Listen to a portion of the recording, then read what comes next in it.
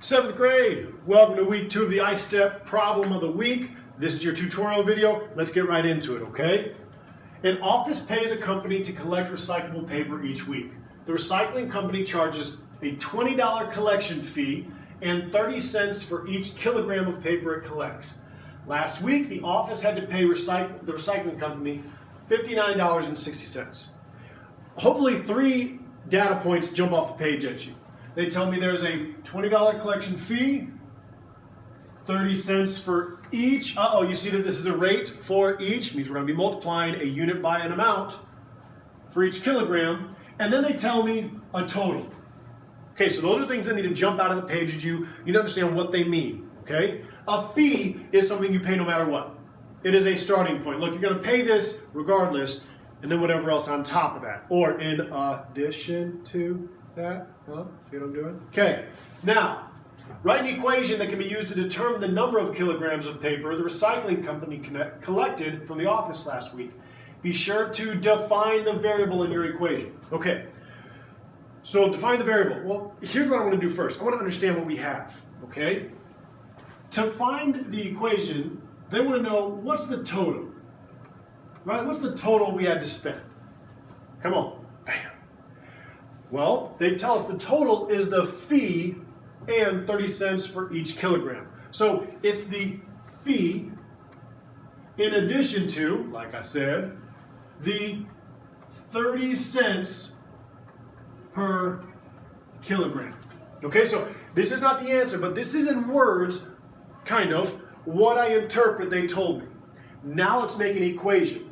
The total is equal to the fee plus 30 cents per kilogram. If I were to make that an actual equation, let's fill in what we know. The total gave it to me. So I'm working backwards a little bit here. I know it's $59.60 was the total.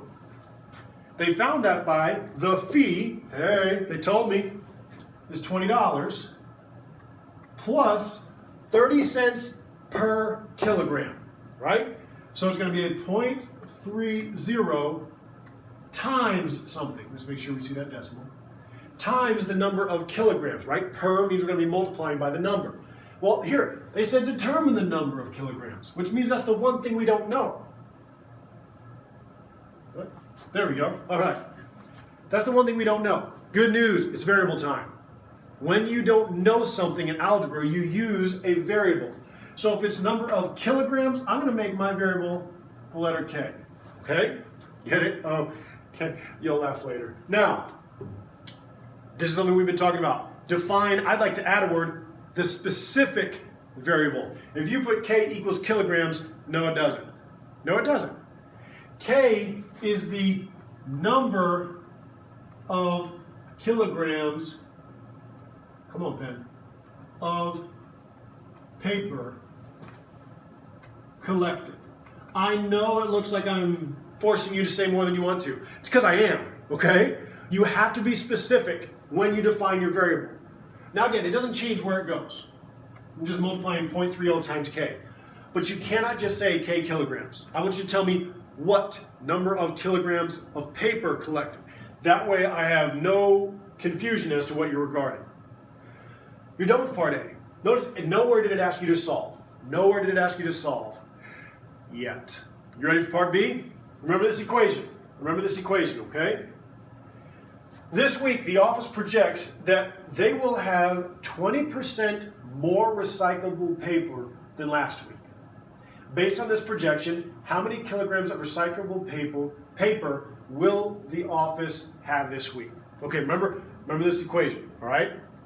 This equation was used to find the number of kilograms collected essentially last week, right? This is all referring to last week. So if I find K, I know the number of kilograms from last week. Then I need to add 20% of that on to get my estimate for the next week coming up. Is everyone with me there? That's what we're about to do, so I want to make sure you understand before we start. I need to find K to understand how many kilograms I collected this week, and then find 20% of that and add it to it, because it says we will have 20% more, and that's what we're about to do. Let's scroll down so we got some room to show our work, because you know you want to. Here we go. My original equation was 5960 equals 20 plus 0.30 K. We're going to solve this so we know the number of kilograms collected last week. You want to isolate a variable, which means get this all alone by undoing what's being done. Well, if 0.30 K is being added to 20, to get rid of that 20, we must do the opposite. Some of you do that dotted line down the middle. I'm okay with that.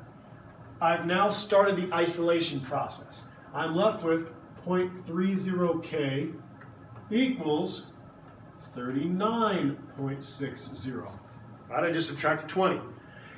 If K is being multiplied by 0.30, to undo that, we must divide by 0.30. Come on, pen, catch up. Bam. Okay, there it is. These eliminate because 0.3 divided by 0.3 is just 1. And K now is equal to 132.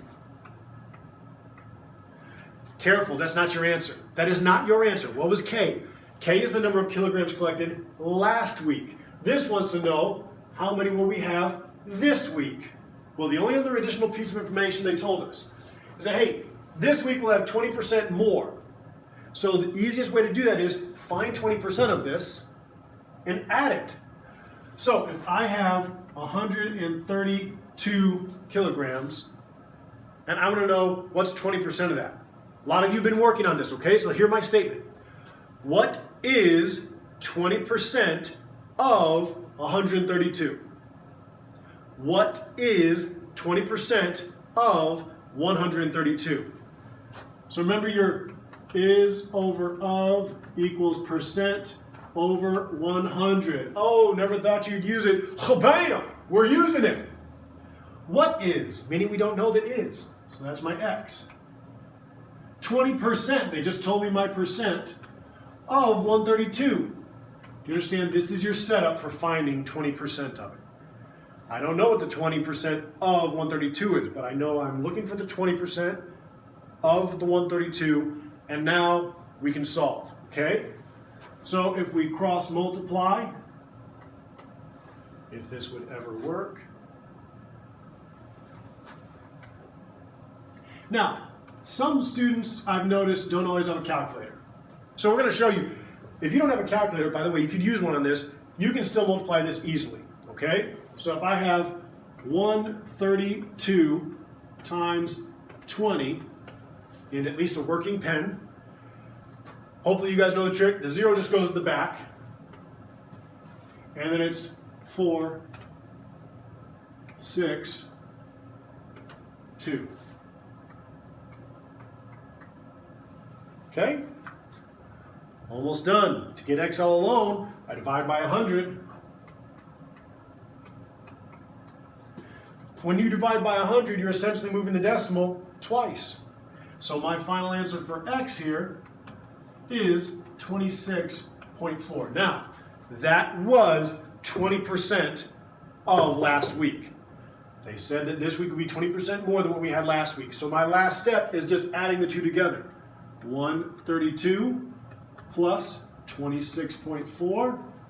I get my final answer.